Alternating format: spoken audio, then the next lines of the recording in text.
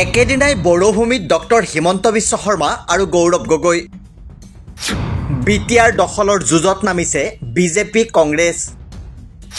বিটিআৰত কাৰো বিৰুদ্ধে নিৰ্বাচন নেখেলে বিজেপিয়ে। UPPL BPF alternative party of বড়োলেণ্ডলৈ মিত্ৰতাৰ দুৱাৰ খোলা ৰাখিলে মুখ্যমন্ত্ৰীয়ে। ইয়াৰ বিপৰীতে গৌৰৱ গগৈৰ মুখত নাই মিত্ৰতাৰ কথা। বিটিআৰ শাসন কৰিবলৈ কংগ্ৰেছক সুযোগ দিবলৈ ৰাইজক আহ্বান প্ৰদেশ কংগ্ৰেছৰ সভাপতিৰ। বিটিআৰ জয় কৰিবলৈ উঠি পৰি লাগিছে শাসকীয় বিজেপি আৰু বিৰোধী কংগ্ৰেছ। ছেপ্টেম্বৰত অনুষ্ঠিত হ'বলগীয়া বিটিআৰ নিৰ্বাচনৰ বাবে ব্যাপক তৎপৰ হৈ পৰিছে দুয়োটা দল। বিশেষকৈ মুখ্যমন্ত্ৰী ডক্টৰ হিমন্ত বিশ্ব শৰ্মা আৰু অসম প্ৰদেশ কংগ্ৰেছ কমিটিৰ নতুন সভাপতি গৌৰৱ গগৈৰ বাবে যেন বিটিআৰ নিৰ্বাচন হৈ পৰিছে সন্মানৰ প্ৰশ্ন। গৌৰৱ গগৈয়ে সভাপতিৰ দায়িত্ব লোৱাৰ পাছত দুবাৰকৈ বড়োভূমি ভ্ৰমণ কৰিছে। তাৰ পাছতো সোমবাৰে দুদিনীয়া কাৰ্যসূচীৰে তেওঁ গৈছে বড়োভূমিলৈ।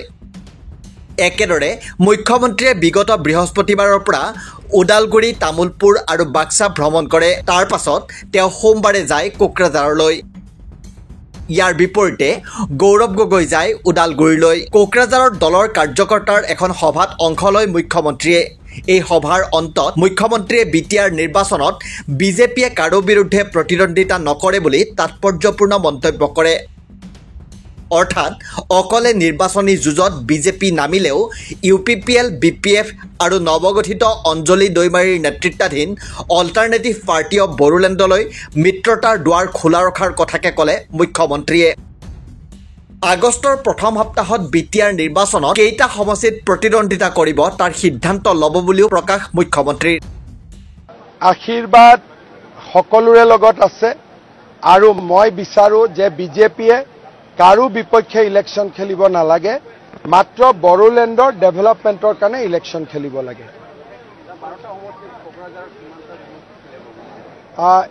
আমি 21 তাৰিখৰ পৰা প্ৰত্যেকটো সমষ্টিলৈকে মই যাম, সভাপতি মহোদয় যাব আৰু আমাৰ অবজাৰ্ভাৰসকলেও প্ৰতিবেদন দিব। আমি আগষ্ট মাহৰ প্ৰথম সপ্তাহত ঠিক কৰিম যে আমি কেইটা সমষ্টিত ইলেকশ্যন খেলিব পাৰিম। ইফালে UPPLৰ মুৰব্বী তথা BTCৰ মুখ্য কাৰ্যবাহী সদস্য প্ৰমোদ বড়ো আৰু BPFৰ মুৰব্বী হাগ্ৰামা মহিলাৰীৰ সমষ্টিত বিজেপিয়ে প্ৰতিদ্বন্দ্বিতা কৰিব নে নকৰে সেই সিদ্ধান্ত বৰ্তমানেও লোৱা নাই। দলে প্ৰেৰণ কৰা পৰ্যবেক্ষকৰ প্ৰতিবেদনৰ ভিত্তিতহে এই সিদ্ধান্ত ল'ব বুলিও সদৰি কৰে মুখ্যমন্ত্ৰীয়ে। প্ৰমোদ বড়োৰ সমষ্টিত আমি প্ৰতিদ্বন্দ্বিতা কৰিম নে নাই, হাগ্ৰামা মহিলাৰীৰ সমষ্টিত আমি প্ৰতিদ্বন্দ্বিতা কৰিম নে নাই, তাত আমি সিদ্ধান্ত লোৱা নাই। এই গোটেই প্ৰতিবেদন অহাৰ পিছতহে আমি সিদ্ধান্ত ল'ম। এতিয়ালৈকে আমি কোন সমষ্টিত খেলোঁ ক'তো সিদ্ধান্ত লোৱা নাই, মাত্ৰ আমি প্ৰভাৰী পঠিয়াইছোঁ, তেওঁলোকে ৰিপৰ্ট দিব আমাক। আনহাতে ওদালগুৰিৰ ওৰাঙত এখন দলীয় সভাত অংশ লয় প্ৰদেশ কংগ্ৰেছৰ সভাপতি গৌৰৱ গগৈয়ে। তেওঁৰ বিটিআৰবাসী ৰাইজলৈ আহ্বান, BPF UPPLৰ পৰিষদ দেখা পালে আৰু 10 বছৰ বিজেপিৰ শাসনো দেখা পালে। এইবাৰ কংগ্ৰেছক সুযোগ দিয়ক। অতি তাৎপৰ্যপূৰ্ণভাৱে প্ৰদেশ কংগ্ৰেছৰ সভাপতিগৰাকীয়ে বিটিআৰ নিৰ্বাচনত মিত্ৰতাৰ কথা এষাৰো নকলে। যি সময়ত বিটিআৰ বিজেপি আৰু UPPLৰ মিত্ৰতাত থকাৰ পাছতো গেৰুৱা দলটোৱে BPF আৰু অল্টাৰনেটিভ পাৰ্টি অৱ বড়োলেণ্ডলৈ মিত্ৰতাৰ দুৱাৰ খোলা ৰাখিছে, তেনে সময়তো কংগ্ৰেছে বিটিআৰ নিৰ্বাচনত অকলে প্ৰতিদ্বন্দ্বিতা কৰিবলৈ মন মেলিছে। আজি আমি বিচাৰিছোঁ ভোট আমাক দিয়ক, আমি ৰাইজক আমাৰ ফালে আমি টানিবলৈ বিচাৰিছোঁ।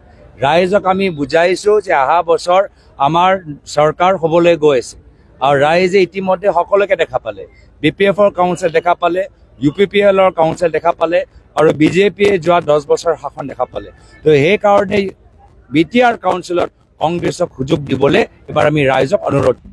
বড়োভূমিত একেদিনাই মুখ্যমন্ত্ৰী ডক্টৰ হিমন্ত বিশ্ব শৰ্মা আৰু প্ৰদেশ কংগ্ৰেছৰ সভাপতি গৌৰৱ গগৈৰ উপস্থিতিয়ে বিটিআৰ নিৰ্বাচন যে এইবাৰ অতি আকৰ্ষণীয় হ'ব তাৰ উমান দিছে।